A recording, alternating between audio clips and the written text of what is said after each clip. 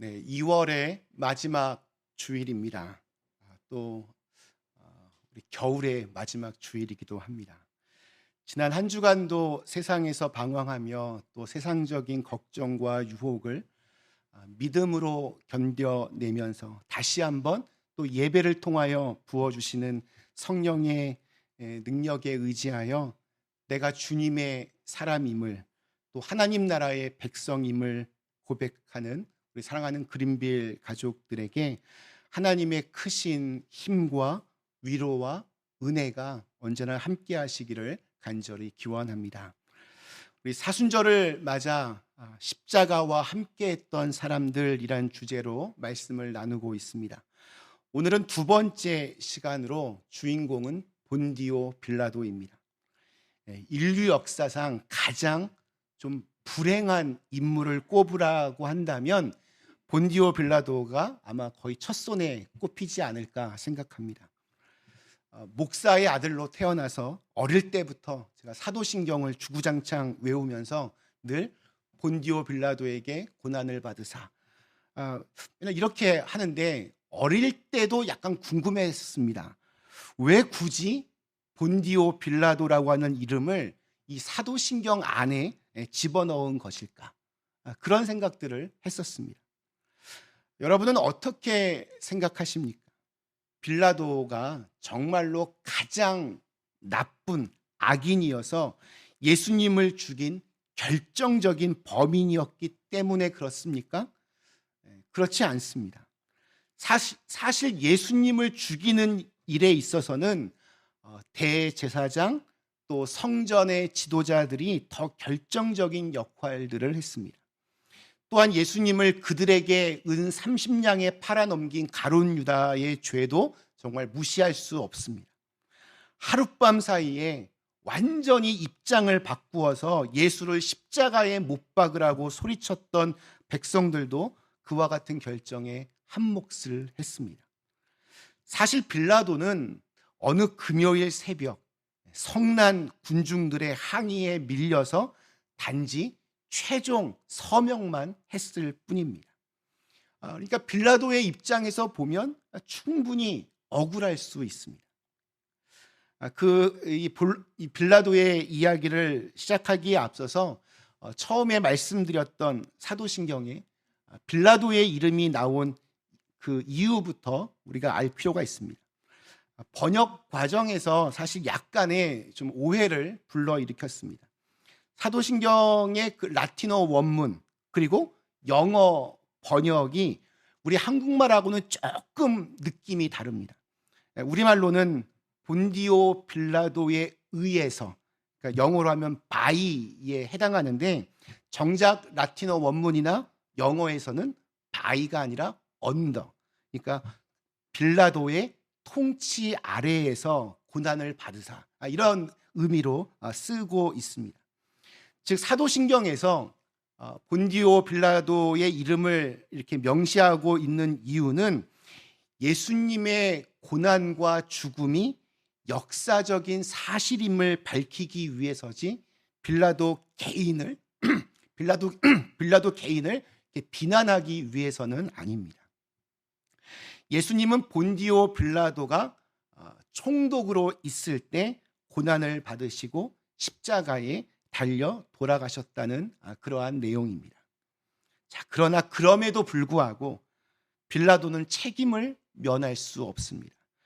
예수님을 십자가의 죽음으로 내몬 최종 결정권자였기 때문입니다. 그는 이후에 예수님의 이름조차 기억하지 못했을 확률도 굉장히 높습니다. 이런 종류의 재판은 비일비재했고 빌라도의 손에 의해 죽임을 당한 수많은 반란 행위자들이 있었습니다.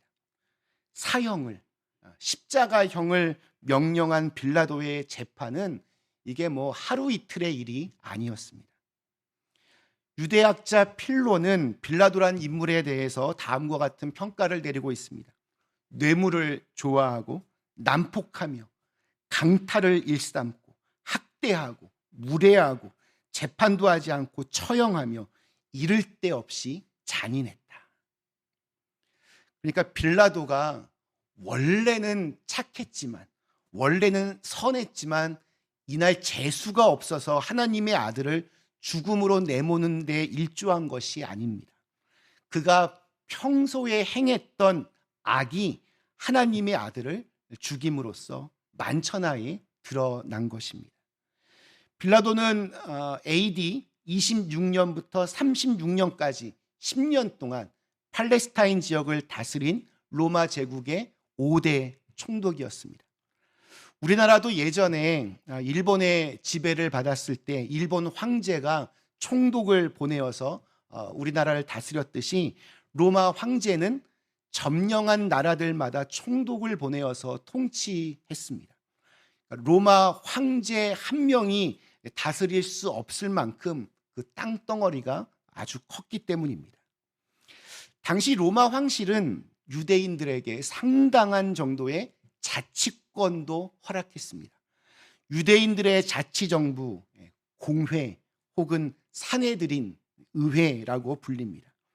유대인들과 관련된 대부분의 일들은 이곳에서 처리하고 또 해결했습니다. 그런데 이 사내들인 공회에서 할 수 없는 일이 하나 있었습니다. 바로 사형을 집행하는 일이었습니다. 사내들인은 사형 판결까지는 내릴 수 있지만 사형을 집행할 수는 없었습니다. 그것은 오직 로마 총독만이 할 수 있었습니다. 그래서 예수님이 빌라도에게 재판을 받은 겁니다. 빌라도는 로마 총독으로서 유일하게 예수님을 직접 대면했습니다. 이 부분이 참 중요합니다. 진리이신 예수님이, 말씀이신 예수님이, 하나님의 아들이신 예수님이, 수많은 병자와 약자들을 고치시던 예수님이, 바다와 풍랑을 잔잔케 하시던 예수님이 지금 빌라도 앞에 서 있습니다. 그런데 문제가 생겼습니다. 빌라도와 예수님의 만남, 그 사건이 빌라도에게 전에 없었던 중대한 인생의 고민이 되었다는 점입니다. 예수 그리스도가 지금 빌라도 앞에 서 계시다는 것은 빌라도의 인생의 그 운명을 바꿀 수 있는 사건이었습니다. 두 번 다시 없는 인생의 기회일 수도 있었지만, 그러나 동시에 돌이킬 수 없는 인생의 위기이기도 했습니다. 여러분은 여러분의 인생 앞에 마주하고 서 계신 주님을 만난 적이 있으십니까? 아브라함은 75살에 하란에서 그를 찾아오신 하나님을 만났습니다. 그에게 찾아오신 하나님은 그의 인생의 기회였습니다. 믿음의 조상으로서의 새로운 삶과 새로운 역사의 시작이 되었습니다. 모세는 미디안 광야에서 타지 않는 떨기나무 불꽃 가운데 찾아오신 하나님을 만났습니다. 그는 자기를 찾아오신 하나님 앞에서 자기가 신고 있던 신발을 벗고 맨발로 하나님의 부르심에 응답하였습니다. 그리고 그 순간은 한 개인을 넘어서 이스라엘 민족 전체의 기회의 시간이 되었습니다. 예수님을 핍박하기 위해서 다메섹으로 가던 사울은 빛으로 찾아오신 주님과 만났습니다. 두 눈을 보지 못하면서 거꾸러지면서 자기가 핍박하던 나사렛 예수를 만났습니다. 그때 그는 처음으로 예수가 누구이신가 질문을 합니다. 주여, 당신은 누구십니까? 나는 네가 핍박하는 나사렛 예수라. 그 대답을 듣고는 다시 질문합니다. 주님, 내가 무엇을 하리이까? 이 만남을 통해서 핍박자 사울의 인생은 위대한 선교사 바울의 인생으로 거듭나게 됩니다. 모두가 하나님을 만남으로, 예수님을 만남으로 새로운 기회를 얻었습니다. 그러나 세상에는 그렇지 못한 사람들도 많이 있었습니다. 빌라도의 인생이 그랬습니다.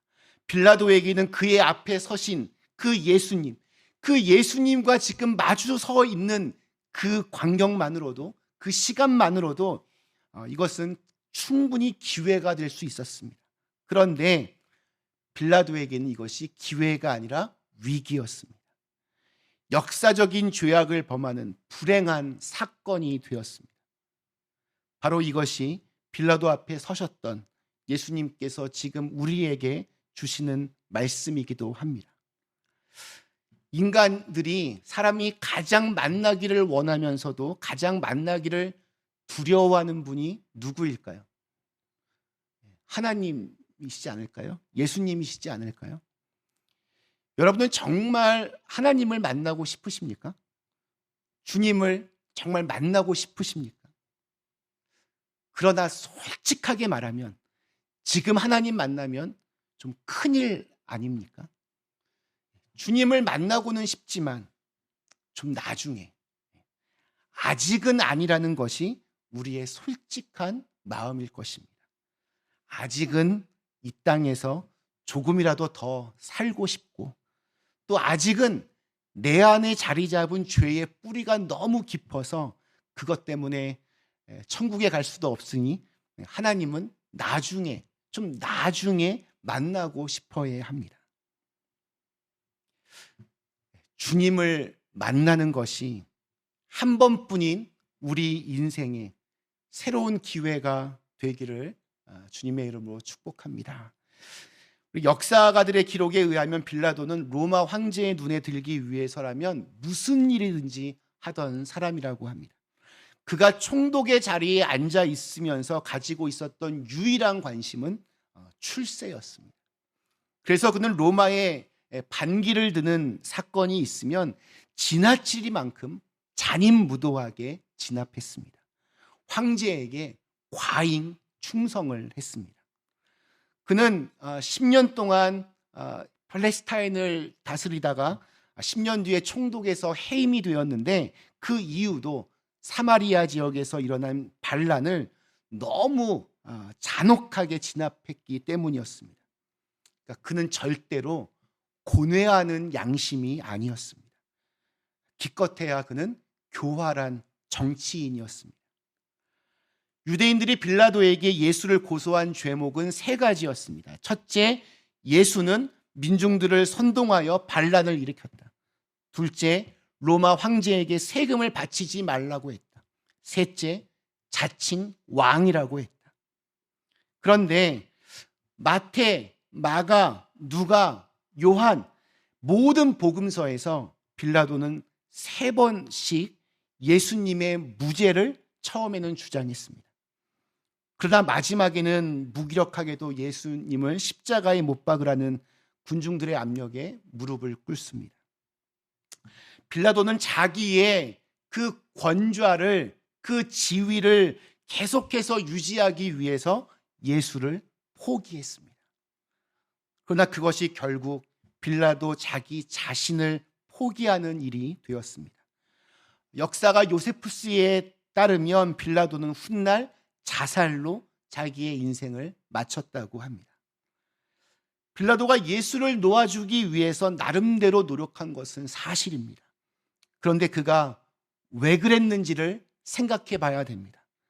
그가 왜 예수님을 놓아주려고 했습니까?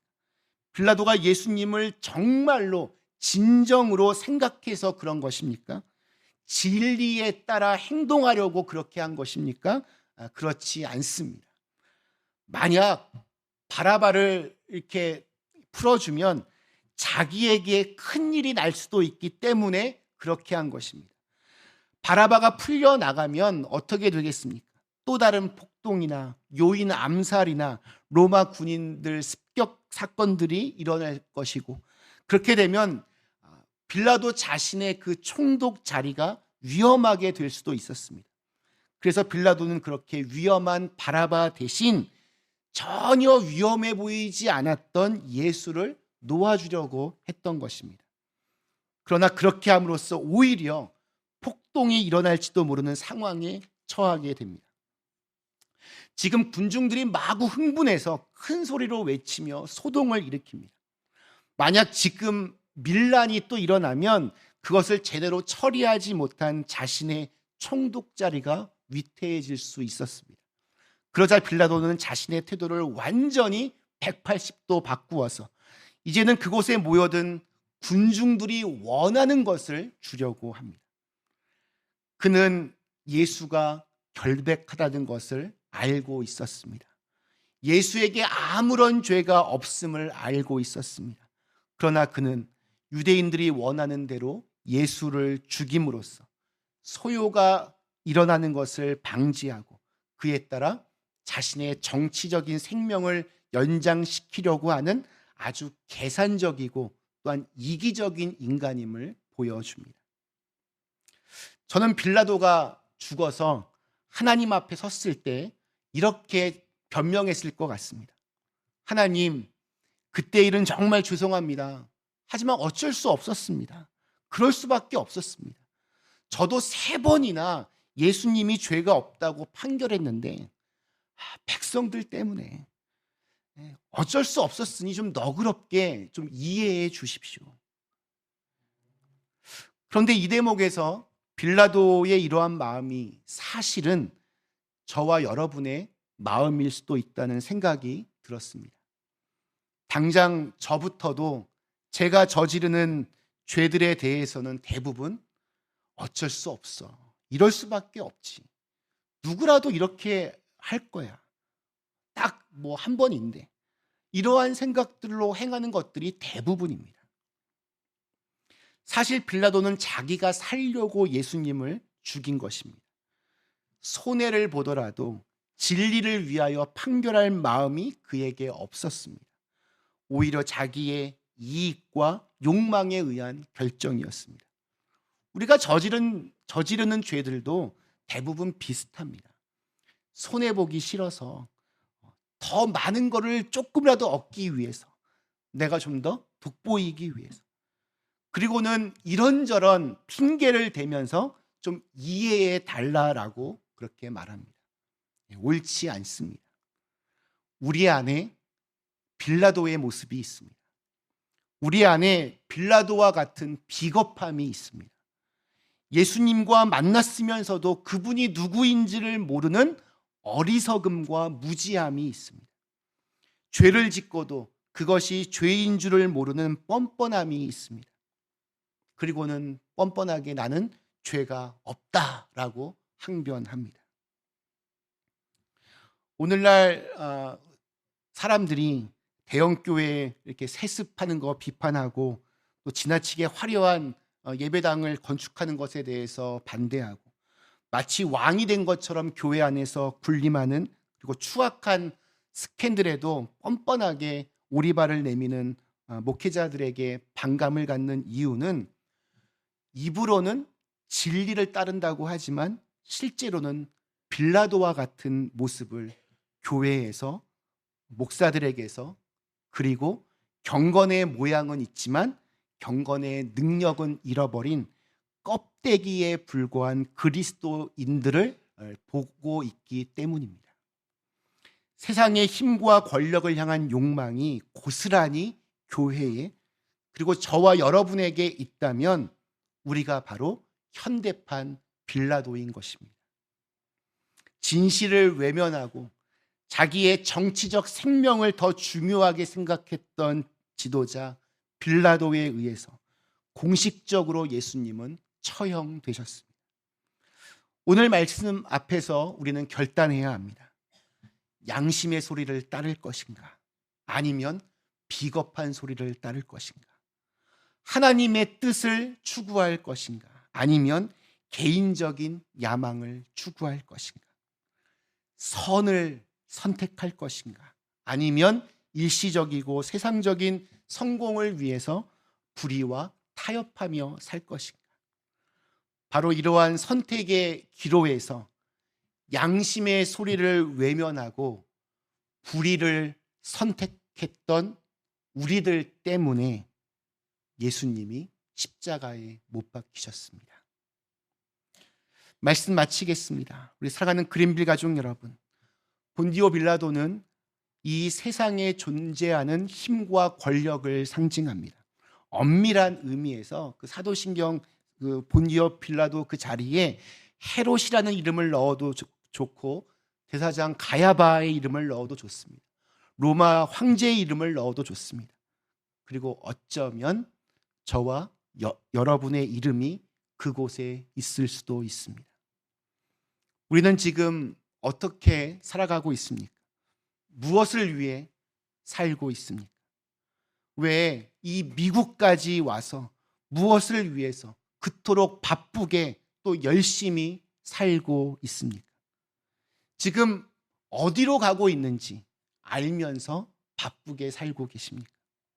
아니면 모르지만 그냥 바쁘기만 하십니까? 언젠가 한 번은 다 떠나는 게 인생입니다. 한번 이제 남은 날을 계수해 보십시오.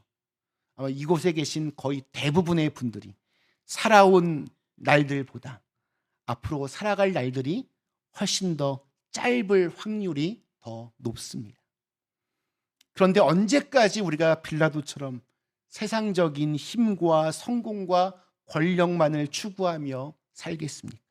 언제까지 빌라도처럼 자기의 욕심을 위해 살겠습니까? 빌라도처럼 넓은 길을 가면 당장은 좋을지 몰라도 결국 그것은 죽음의 길이고 또 망하는 길입니다. 하나님이 원하시는 길이 비록 당장은 좀 힘들어 보일지라도 또 인기가 없는 길이라 할지라도 그 길이 진리의 길이라면 그 길을 담대하게 걸어가야 합니다. 아무렇게나 살다가 그런 선택의 순간이 왔을 때 갑자기 옳은 선택을 하기는 어렵습니다. 평소에 훈련이 필요합니다. 그리고 사순절은 그러한 훈련에 아주 적합한 시간들입니다.